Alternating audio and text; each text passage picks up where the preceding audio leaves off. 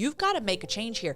Like, we're here for you. We have the resources that we want to help you, but you've got to stand up and take the first step. These people that are looking for that hope in recovery, it just requires somebody, that tough love conversation, someone saying, hey, you've got this.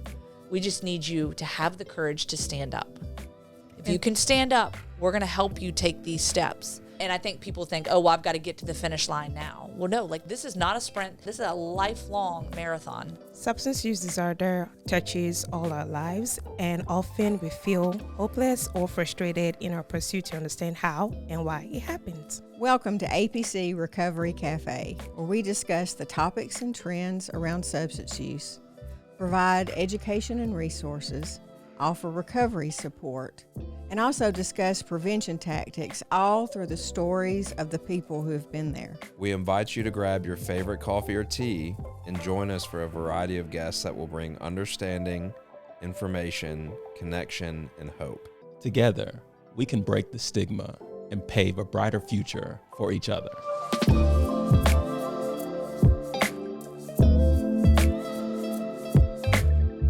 Hello, and welcome to APC's Recovery Cafe. I'm Ronnie Gatrey. I'm usually behind the scenes shooting and editing, but Carie has pulled me out of my comfort zone. It got me on camera and She's the good mic. at that. She is. She's real good at that. Okay? So actually, Ronnie is the, wisdom behind this whole podcast thing. He is the producer, but now he's stepping back in front of it because you started as, are you still podcasting? Oh, yeah, still podcasting. So I'm not totally uncomfortable. Yes, but. you're comfortable. I'd also like to compliment him on his feng shui in here. Thank I mean, he's got thank going, you. like, your decor. Thank you. I love the blue wall, like all the things. So, like, you might be an editor, you might be audio sound engineer extraordinaire, but you got some decorator in you too. Thank you. I'm going to pause that because that is my wife. She and she's actually in the process of changing this again. So stay tuned. Okay. But no, I'm thankful for her because if it were up to me, these walls will all be white and no character at all. Okay, so, call it like but thank it you, is. I thank like you. it. Yeah, I like it. yeah, for Okay. sure. Okay, well, today with me in the studio, I have Executive Director of APC, Carie Wimberly. Yeah, glad to be here. Thank you for having me. And we have a return guest. She's not really a guest to APC, No, but we have She's family. yes, we have the Lauren Sisler. What is up? What's going on? What are you doing here today? I don't know. Well, I come blowing in here on two wheels like I usually do. I told Carie, I said, I have not put my makeup on today. Like, help me. My hair's all over the place. So she gets a makeup tutorial. Yes, while we're I sitting learned here so much. As I'm putting all my Just makeup watching on, all the things. Yes. In 5 minutes, I always get that question, being ESPN sports reporter, I'm on TV, on game day Saturdays. Do you do your own makeup? Well, yes, I do. My own hair and makeup, So sometimes it looks better than others, I must say. But, Depending on what Mason's, doing and not doing with yeah, you. I know. How much time you have. Having a newborn at home, I guess he's 10 months now, so I don't know if that's newborn. But it is interesting how things change because you really have to, coordinate your, shower and get ready schedule around, them, right? Yes. And it's is the bedroom kid proof? Are they able to crawl around? Do you have to Yes. watch them? Yep. Making sure the bathroom door's shut so he doesn't go tumbling down into the bathtub and Yep. all the All the things. And it's things. woo. He's mobile now. He's Yeah. not walking yet, but he's pretty darn close. Yeah. Oh, man. Life is over as you know it. Yeah. Once they. Yeah. It's fun though. It's It fun is. it's fun being a mom. Yeah. Enjoyed it. Good deal.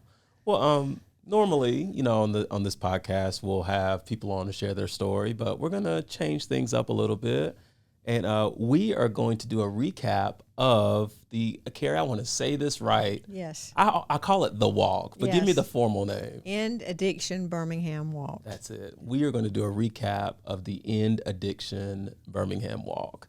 Lauren, you were there. Carie, For of course, our you were there. shirts. Yeah. I'm glad you mentioned that. I meant to say that. Yeah. So this Well, is I not guess a you didn't visual turn around to illusion. see it. Yeah. We texted each other last night, and these are the walk shirts. And Carie, This thank year. y'all for bringing one for me. I really Yeah. appreciate that. You're good and green. Thank you, thank you. Okay, so with that said, Carie, I want to start with you. Okay. I'm gonna frame this question based on the assumption that somebody out there does not know what the End Addiction Bham walk is. Okay. So tell us what it is and what the goal of it is. Okay. So really at APC, we focus on awareness, prevention, and connection to resources. And the End Addiction Bham walk is really our signature awareness event. It's probably the people that are kind of know about us on the fringe, they know about us through this event. And it's something we do every spring. It used to be really in the winter. We'll talk about that later. Freezing cold. But it really is an opportunity for the community to come together around the issue of ending substance misuse in Alabama, which is kind of like our driving force, our theme. But we also are connecting people to resources. We usually have, more than 50 resource tables out there, all kinds of different resources. So people get the opportunity to connect with them. We use the day to remember those that we've lost. A lot of families that have lost loved ones are there.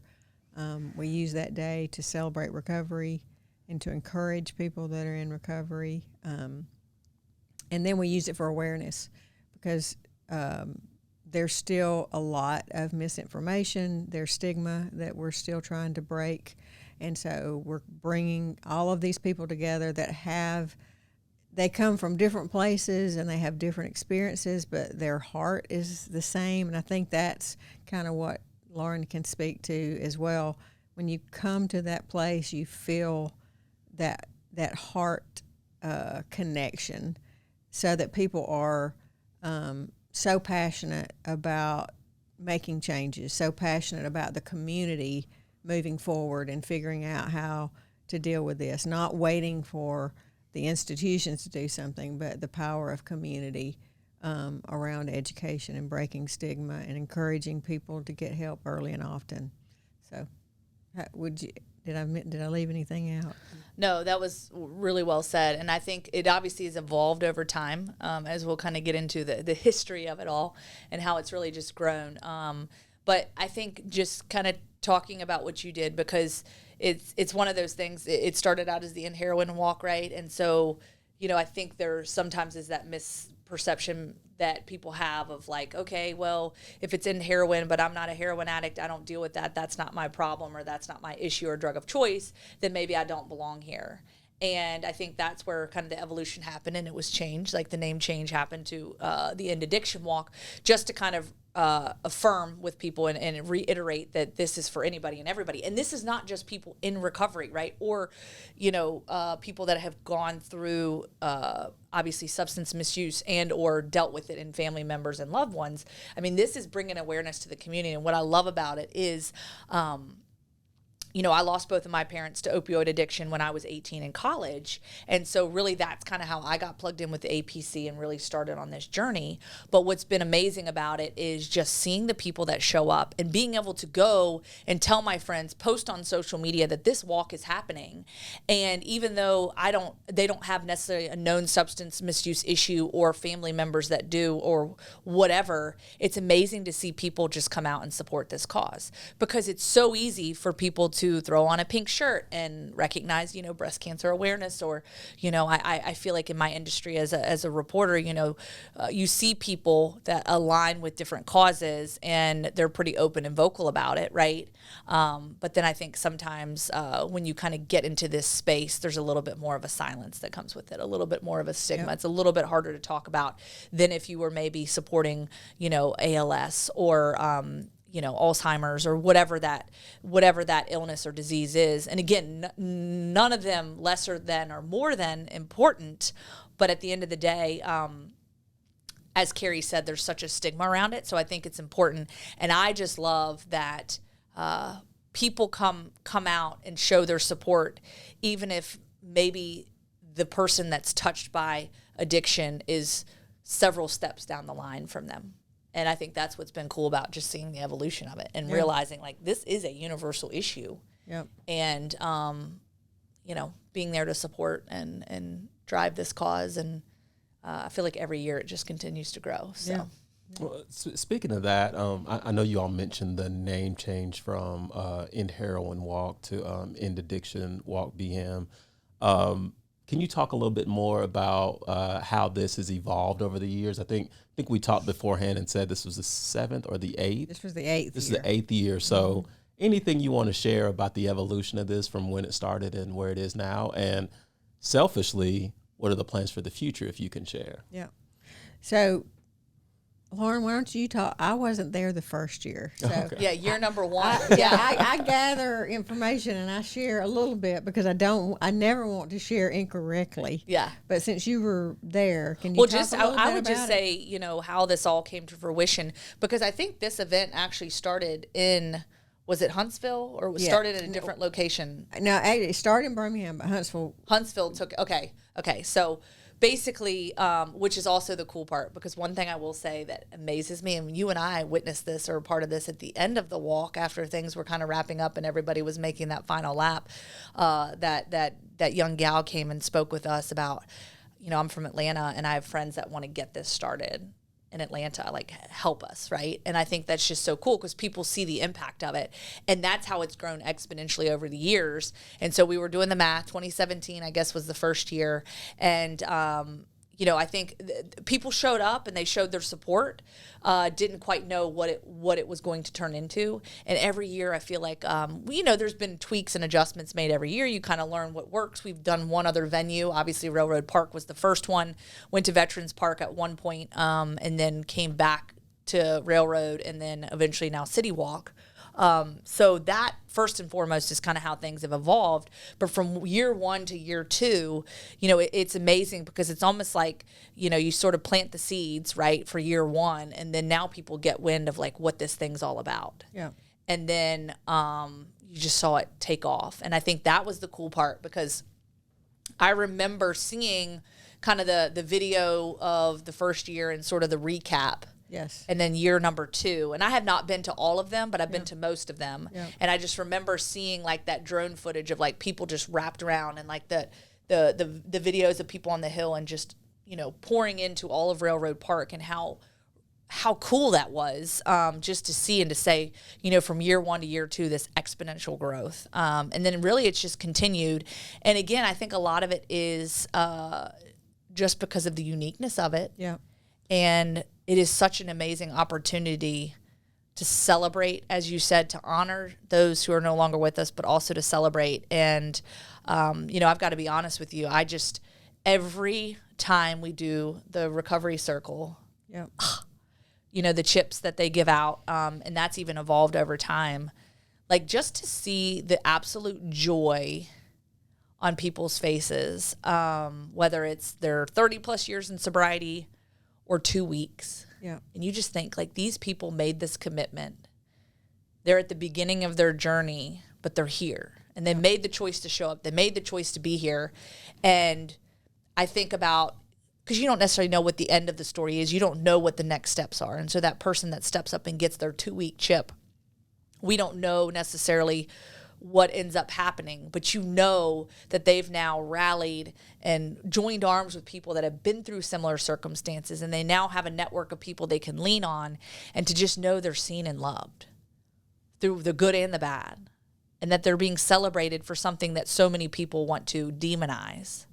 And I think that's what I love so much about it. And mutual friend, Drew, actually, the walk was his idea. His and Danny Malloy. Yes. Danny Malloy, You're right. that used to work Yep. for APC. He was the brand ambassador, friends with Drew.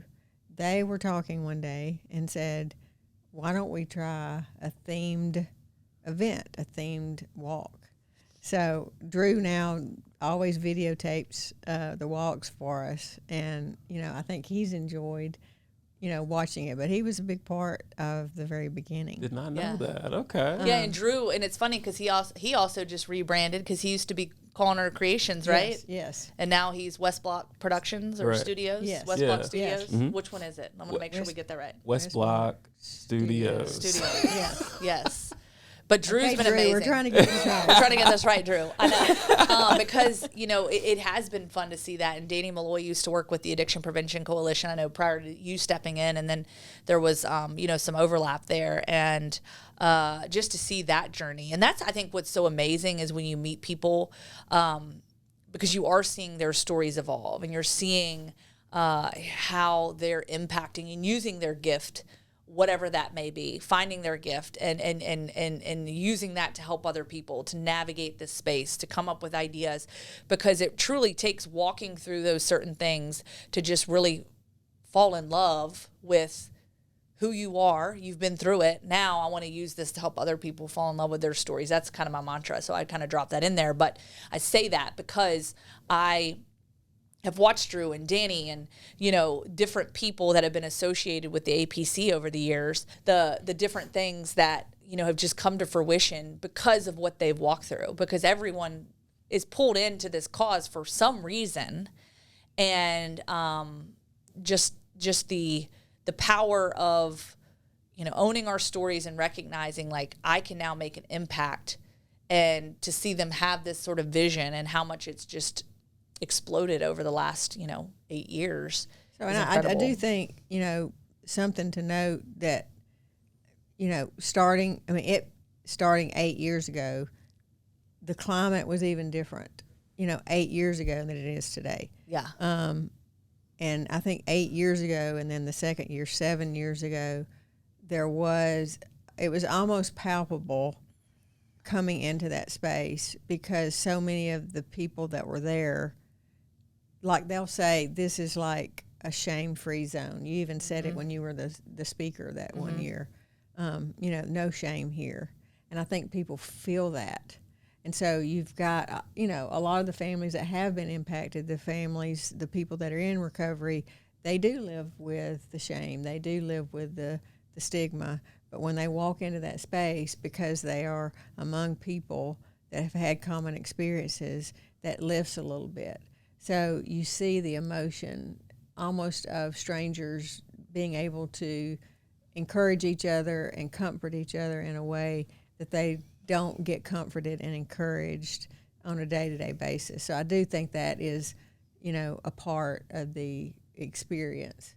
Yeah, because I think, like, unlike many other illnesses, there's a censorship that comes with addiction, right? You got to censor yourself. When you walk into this room, you can be wide open about it. But when I turn the corner and walk into another room, I got to be a little bit more cautious about how I present this, and I just don't think it's going to be accepted. So I'm probably just not going to talk about it. And I think that's what makes it such a challenge for some people, because, again, they almost feel like they have to live two lives, right? They feel like they have to put the mask on, take the mask off, and they can't fully just own and embrace the pieces of their story and the pieces of whatever have created, this,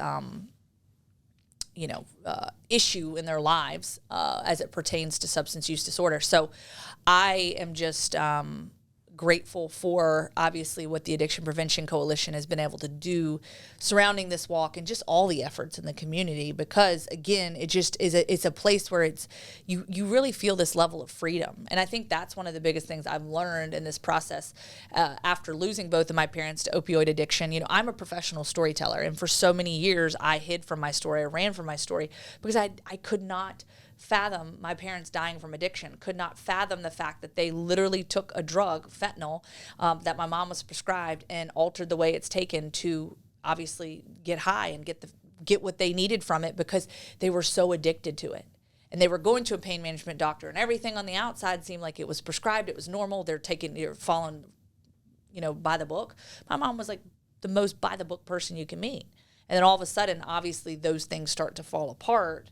And I think that's become, for me, my mission and my goal is to just be so open. And I am an open book, and I'm obviously someone that shares that. But I wasn't always this way. And even when I got into the sports world, when I got here to Birmingham, Alabama in 2011, covering sports, I still wasn't very truthful with my story. But then I saw this impact when we start to speak up and share. You just get in this arena where you feel like, like this level of freedom. It's like those shackles of shame just like erupt. They break off of you because you're like, wow, like I'm not alone in all this, and I can freely speak how I feel, what I've been through, and not feel judged.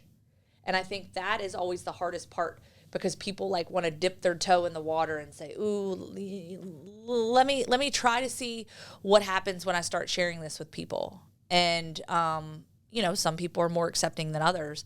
But what I've learned in that process too is that as you do start to share more and get more comfortable in that, number one, it's the people that are going to judge you, like, okay, forget about them anyways. But number two, I found that as I shared my parents' story more openly, people were like almost relieved, and there was a level of peace, because they're like, what happened to your parents? Like what actually happened? And I think that's been the hardest part is, when you kind of brush this stuff under the rug and you just completely, continue to sweep it, then it's like people are just lost and confused. And it's almost like truth can set not only me free, but it's set a lot of other people free that knew my parents so well. Yeah. And it's amazing, like that freedom that comes with that. I had a friend, and this was early on. This might have been maybe the third walk, but she was a friend that I had met actually through a church program, but she had lost her son the year prior. And he was living with her at the time. She found him in the bathroom. Needle was still in the arm, and that was her only son. And she was devastated. Literally could not function for a year. Because she didn't know how bad it was, and B, she blamed herself, for not doing all the things. And that was a long time ago. And there were not the things, Narcan was not a thing. People weren't talking about it near as much. She did not know he was using, it was injecting. But anyway, we began to meet and talk, and I was working at APC. And so I invited her to volunteer at the walk. And at first she said yes, and then the week before she called and she's like, I don't know if I can do it, And I said, just come, and I'm going to put you at the registration table, so you'll be really busy and you won't even know. But I would look over, and she's, signing somebody in, and the next thing I know, she's hugging somebody, and then she's hugging somebody, and then she's hugging somebody. And she came to me afterwards, and she just said, okay, this is the beginning of putting my life back together. And she ended up writing a blog about that day and how significant it was. And what it was is, as people would come up to register and she's going down the line to find their name, they just tell her their story. They just tell her, I'm in recovery, or they say, I lost my daughter, I lost my husband, I lost my son. And she's like, they were free. They were free to express that, and we were connected immediately. But just being with people in a similar situation that had a little more time, a little more grieving process to go through, that was a huge thing for her. But it's exactly, what you speak to, because she was in a career and a community that she had tried to share, and it hadn't gone well, and she blamed herself, which we as parents do. But anyway, that has always stuck with me, that, there's all kinds of experiences for all kinds of people that day. It just can be incredibly powerful. So something I made a bookmark of is this recovery circle. Oh, yeah. Lauren, can you tell me more about that? Because you mentioned it, but I have no idea what that is. So the recovery circle is when the APC obviously had chips made, and typically you get a sobriety chip, obviously, when you reach a milestone within your 12-step community. And so the idea of this is to celebrate those milestones. And so we'll have an ambassador for that, right, that will step up and will speak, and we'll essentially kind of call it out and start sort of okay, we're going to, you know, start with 30 plus years, right? And anybody that's, you know, experienced has met that milestone, come forward, you know, and everyone's, you know, clapping or whatever. And then you got to just do the countdown, right? And you just continue to count down. Okay, you know, 20 years, you know, 15 to 20, you know, 10 to 15. And then you just kind of go down the list. And then you get to, you know, that month mark, and you get to that, and you just keep counting down, and each one feels so significant, right? And obviously, you know, just to see the excitement on people's faces when they go up there to get their chip, they get a hug from someone, and it's just like an absolute celebration to say, like, hey, like, I'm here, I showed up, and I did this. And just for today, they'll end with just for today. Like, you're not sober. Like, just for today, let's take a chip. And people will walk up. So these are people who are struggling, and they get, you know, they get the hug. They get the chip. The people that said, I'm committing, even if it's just for a day, like a day that I'm not putting a needle in my arm, not taking a drug, not, you know, participating in that substance. Right. And I think that's just sort of it takes one step, right? And then the next step and the next step. And I think that's the one thing that sometime in the addiction and or recovery world, in any facet, right, when we're dealing with shame and we're dealing with the stigmas that come with it, you know, to me, it's about standing up and taking that first step. And I think that's, you know, one thing I talk a lot about when I go and speak and whatnot is, you know, I got into this mindset of, like, you know, my parents passed away. I go back to Rutgers. I was a gymnast there. And, like, I just was failing miserably, right? I had all these hopes, dreams, aspirations to be a sports doctor. My grades, you know, I had good grades. I was on the gymnastics. I was living out my dream, but yet all of it was dissipating because of this grief that I was experiencing from losing my parents. And I just continued in this grief for about a year, which is to be expected. But ultimately, like, life goes on, right? And you can't put your life on hold. And so it was sort of like this moment of tough love with my gymnastics coach, who said, look, Lauren, you've got to make a change here. Like, we're here for you. We have the resources that we want to help you, but you've got to stand up and take the first step. And that's kind of how I equate it to this, is that these people that are looking for, you know, that hope in recovery, it just requires somebody, that tough love conversation, someone saying, hey, you've got this. We just need you to have the courage to stand up. If you can stand up, we're going to help you take these steps. But it's all in that. And I think people think, oh, well, I've got to get to the finish line now. Well, no, like, this is not a sprint. This is a marathon. This is a lifelong marathon.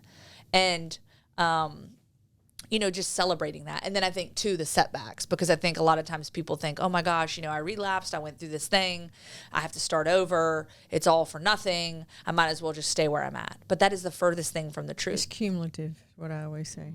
Mm-hmm. You know, the seeds that are planted, you know, multiple relapses are normal and part of the process and to be expected. But you don't lose that sobriety. You know, those seeds are planted and they're growing and they're maturing.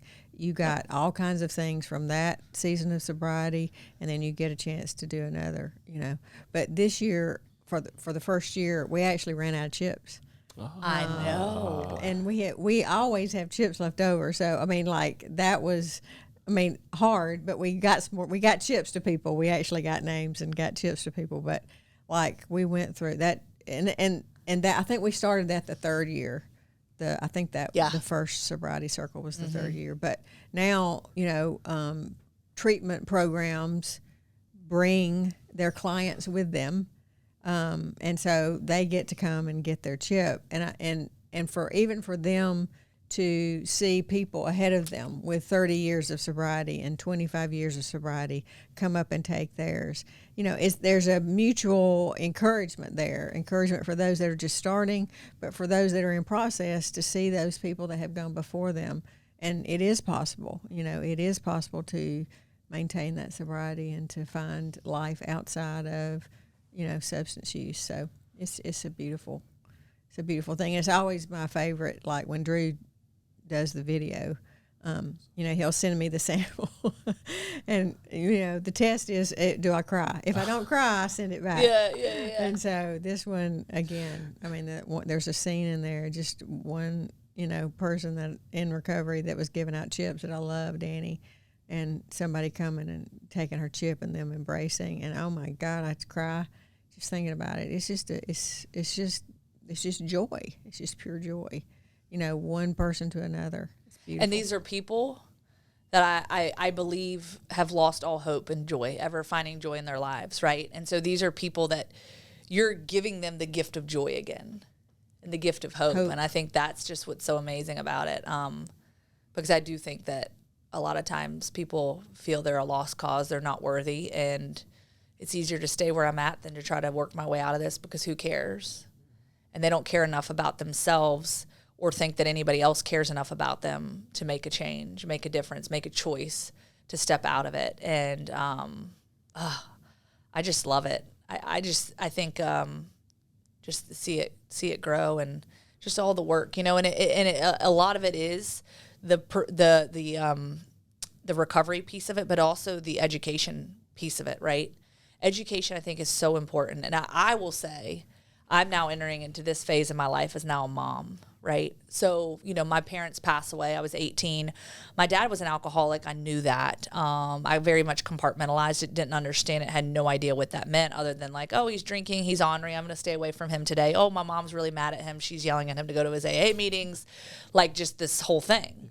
Well, now that I have a 10-month-old son at home, I just think about, you know, planting those seeds and how I'm going to do it, and leaning into that community, because it does become that generational, you know, kind of warfare, right? And breaking those chains of addiction. And, you know, I'm very fortunate that I, you know, made a choice at a young age. I'm not going to drink, not going to do drugs.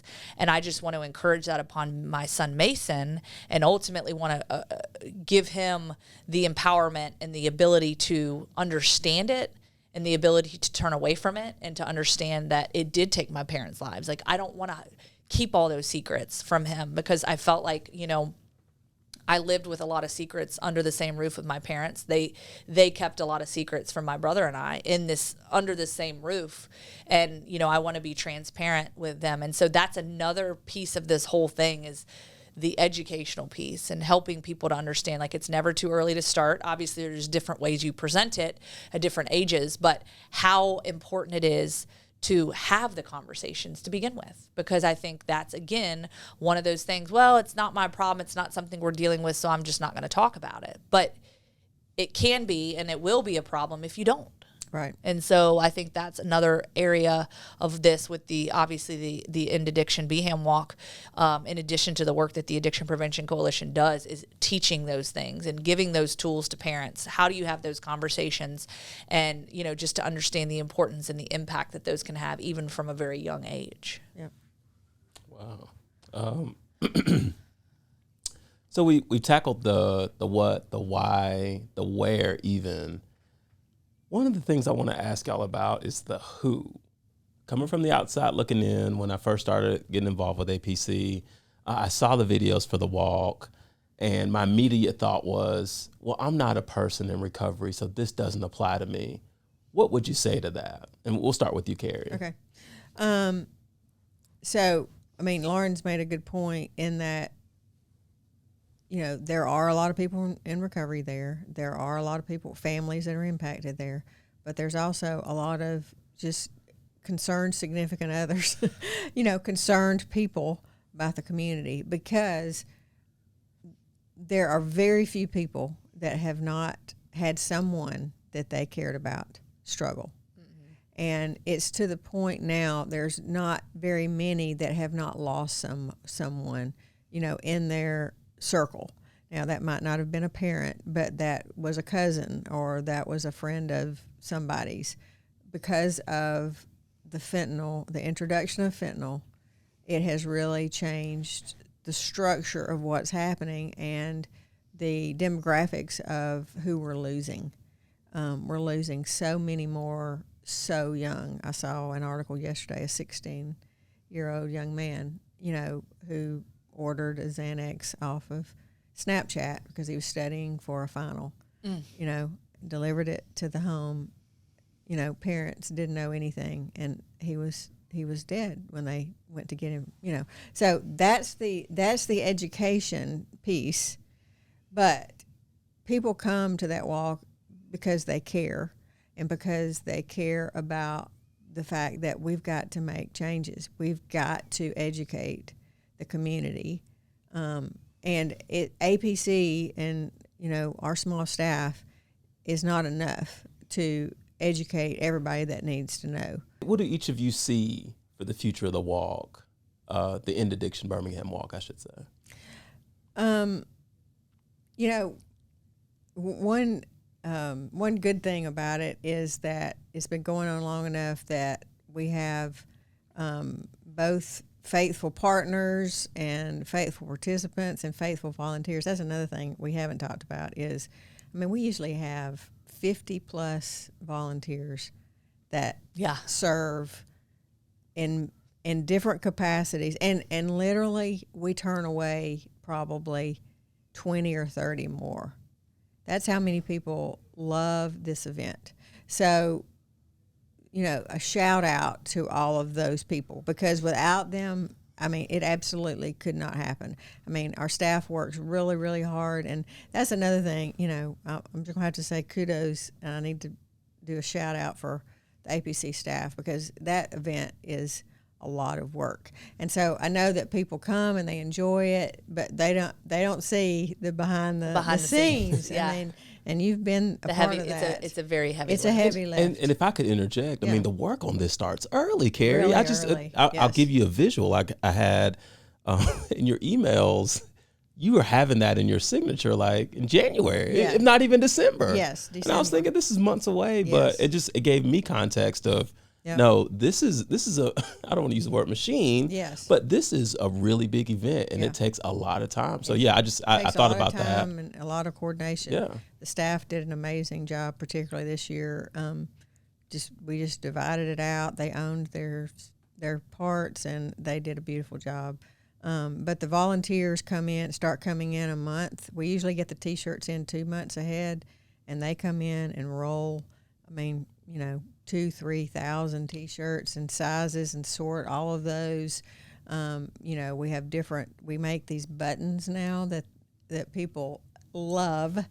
And so we decided to make them ourselves. So Jen Campbell does all our designs, does some that are themed, Fighting for the Future was this year's theme. But we also, a lot of them are just about encouraging positive mental health, being kind to each other, all the positive vibes.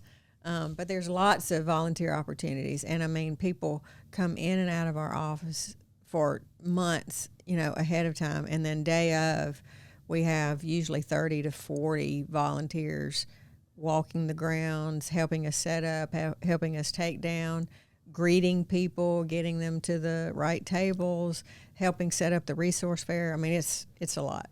But we simply could not do it without that. So I say all that to say, every year we do a survey, and we listen to what people are saying about what they loved, what they thought we could, do different. But it's so wonderful to have people that are so passionate about and say, hey, let's try this, let's try that. So, it kind of has evolved into, this walk and a sober celebration. Yeah. So you kind of, that wasn't a part. The walk was really down here, and the celebrating was here. So we've brought that up.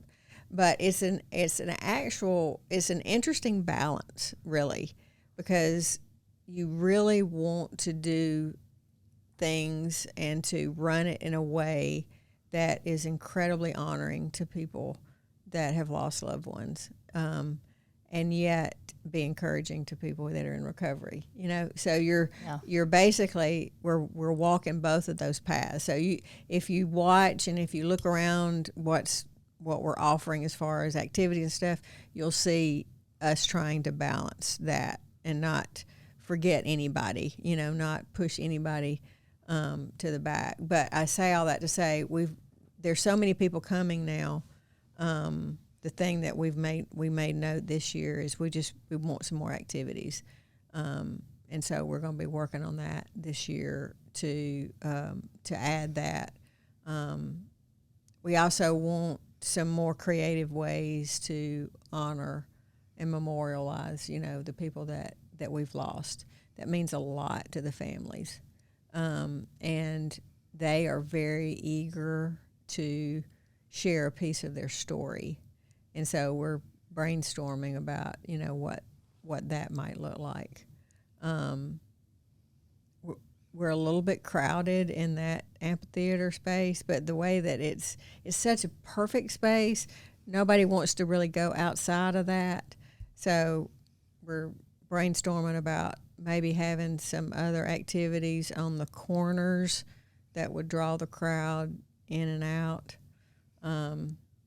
It's amazing when you're hearing all the logistics that go into this. Yeah. You don't just pick a spot and say, all right, everybody show up, The sound is a struggle at City Walk because it's beautiful right in the bowl of the amphitheater, as it's an amphitheater. Yeah.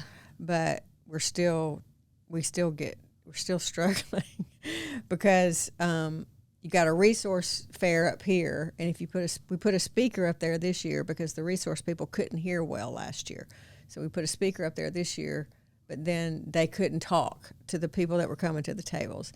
So we had to shut that speaker off. Wow. And so we're still toying with sound. Sound. And I'm guessing that's something you found out day of. Yes. There's no run-throughs. There's no, yeah. No practice run. And I mean, the city, you're underneath. This is only your second interstate. year Yeah, right there. you're Yeah. under the interstate. So even when you're down there just for the walkthrough, it's loud. Yeah. Yeah. So sound is a challenge. We had talked about maybe moving it to a location and actually doing a longer run. Some of the run clubs have come to us and said, hey, would you make this part of? And so we're at least processing that information. And I think the best part about it is you just try new things, see what works, see what sticks, and then if that doesn't, and it's always an evolution, and I think that's the cool part about it, because every year, and then of course you're battling weather. We talked about that. We used to do that, like the rain, the snow, like that one time. It used to be the last Saturday in February. Yes. Yep. And so you can just imagine that one year we had to wear short sleeves because it was warm. Yep. 1 year it was drizzly and rainy the entire time, so we were walking in ponchos. Huntsville had just a complete downpour, and there were people that were walking. Yeah. They walked the course in the downpour. But then, because we wanted it to be warmer, we moved it into March, and it was like March the 12th. Yep. And the night before, we set all the tables up and the stage up at Railroad Park the night before, and it froze overnight to where when we got there was a sheet. Were you there that year? There was a sheet of ice on every table. I don't think I was there that year. On the stage, on the walking path. And so we spent 2 hours scraping ice, and the high that day was 22. Oh yeah, no, I missed that year. And that was in March. That was after we moved it later. And we're in Alabama. Yeah. Where in Alabama, you literally get 2 weeks of spring and it's already summer. Exactly. Like, I'm like, what happened We're to dealing with spring? that right now. I mean, like, what just happened? So then we just slid it on into April. Unbelievable. I mean, and that's the thing. I think, like anything else, any event, you talk about wanting to recognize everybody, honor everybody. And it is hard because you are dealing with a lot of different moving parts and wanting to make sure that everybody is seen and heard. And it is almost near impossible to make things, seamless and obviously perfect for every single individual that might potentially be in attendance. But I love just the constant thought and outward thinking of how can we make this different? How can we revitalize this? How can we energize it so that every time people come back, they know what they can expect, but also some of the little surprises that pop in, of like, oh, this is cool. This is new this year. And so I just love the forward thinking in that regard of this event. And, you guys obviously do just such a good job of that. And, I'm just such a small part of sort of the event itself. But, and I do think what you said before, Ronnie, if we could have anything, it would be that we would continue to be able to have media coverage. Yep. We promote it, statewide now, but that we would continue to figure out the programming and the setting and the speakers so that more and more people would feel compelled to come out regardless of if you had a really strong personal connection or not. Because I don't think there's, I certainly haven't heard of a person that has come that hasn't left changed. Everybody that I'll encourage my friends. I've had several friends come. My son that lives in Chicago and his fiance were able to come out this year, and they haven't come out before. And he kind of knows what I do, but he doesn't really. And he was actually here on business, and so it was bumping up. And I was just like, "Hey, can you stay for just one more day?" And he's like, "Yeah, I'll stay." But like we met him later that weekend to have dinner, and we sat down, and both of them were just looking at me, and they were just like, wow, like that was so different than what we thought it was going to be.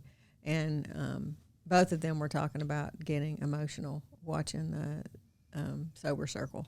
And then they tell a story of they basically lost a friend last year to an overdose, and it was a casual, drug use, just one night out, did some cocaine that had some fentanyl in it, and she overdosed, So anyway, I would say that's our major goal, is to always try to make it better, make it appealing, promote it in a way that people feel invited, and so that they could come and experience it. And I think you hit it there too with the maybe the shift in demographics that we're seeing from the substance misuse standpoint. Kind of the same thing here. We're seeing that shift in demographics, and even seeing the kids that we get involved, the students, the younger kids, the older kids, the teenagers. And again, recognizing that this is not something we want to shy away from and say, well, you know what, like this event's not, not a good safe space for my child to attend because of the nature of what it is. I watching my husband with Mason on his shoulders, thinking to myself, like, of course he doesn't understand. He's blowing the little, spin wheel thing or whatever, the little pinwheel, and just how so cute that was. But thinking to myself, like, this means something. And then seeing the young kids and then the teenagers that are marching and carrying that flag to lead everybody around. We want this to be an open space for everybody to recognize that this is an issue that can touch everybody. Nobody is exempt from this. And to be able to open that up to everyone to understand that you can and will be impacted by it, whether it's at home, whether it's your employer, whether it's at church, no matter where it is. And we want to give people the opportunity to be equipped to have those conversations and feel that they can sort of let their guard down, let their arms down, and say, you know what? This is a safe space, and this is a conversation that needs to be had. And I want to get on board with this. And so I just think that the walk, like many of the things that the APC does, just has so many touch points. Yeah. And I'm just proud of the work that you guys have done, and proud to be a small part of it, and just proud of, honestly, you mentioned all the volunteers, how they've showed up, obviously the different, recovery, the different resources, the different people that show up in that space. But honestly, I'm just proud of Birmingham. Like, I'm proud of Birmingham because, again, this just lights the way for other opportunities. And when people see what we're doing here and then we're not shying away from it, it's like, you know what? Yes, like, we are doing this here, and hopefully down the road as we continue. I mentioned the young woman that came up to you towards the end of the walk there, saying, we want to do this in Atlanta. We want to do this in different cities. Yeah. You create this blueprint for this. You plant those seeds, you water them and watch them grow. And everybody's got to start somewhere. And I think what's been created here by so many great people involved really says a lot about just the organization, but the work that's being done. And while we still have a long way to go, again, it requires someone standing up and saying, we got to do something about this. Yep. Joining arms, and then just marching forward. Nice. Carie, Lauren, thank you. That was a great conversation. I want to encourage our listeners and our viewers to check out that highlight video from the End Addiction Walk for this year. It is on our YouTube channel. We'll have a link. Yeah. And you will definitely be touched seeing that, and it'll make it real to you, I believe, as it did for me. Yeah. So thanks again, Carie. Thank you, Lauren Sisler, always love having you in here. Thank seriously, you. seriously. Thank you. So thank you for watching this edition of APC Recovery Cafe.